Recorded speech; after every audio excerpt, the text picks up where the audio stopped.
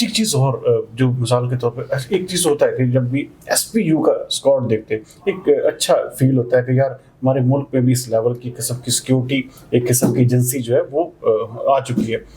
اس کے ساتھ ساتھ دیکھیے پچھلے چند عرصے میں چائنیز کے ساتھ ایک واقعہ پیش آیا, بلاسٹ ہو جاتے ہیں, ان کے اوپر اٹیکس ہوتے ہیں. اس کے حوالے سے SPU جو ہے وہ کتنا اب بہتر کام کر رہا ہے؟ بالکل جی, چونکہ SPU جو ہے جو فورس ہے وہ کنسرنڈ ہی چائنیز کی سیکیورٹی کے لیے ہے. اچھا, بیسیکلی یہ بنائی اسی لیے گئی ہے.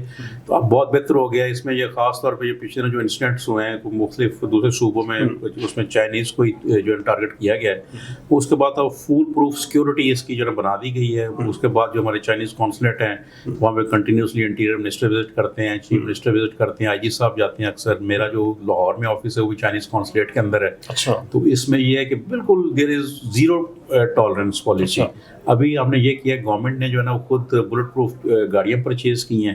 کچھ جو ہے وہ جو کمپنیز ہیں, جو بڑی بڑی کمپنیز ہیں جہاں پہ یہ کام کرتے ہیں, وہ گاڑیاں پرچیز کر رہے ہیں. ابھی یہ سچویشن ہے کہ گورنمنٹ چاہتی ہے کہ کوئی موومنٹ جو ہے نا even with in the city جو موومنٹ ہے وہ بھی وداؤٹ بلٹ پروف گاڑی اور وداؤٹ اسکارٹ آف SPU وہ نہیں کرے گا. تو ہم اس چیز کو انشور کروا رہے ہیں کیونکہ ہمارے لیے چائنیز کی جو سیکیورٹی ہے وہ اولین ترجیح ہے.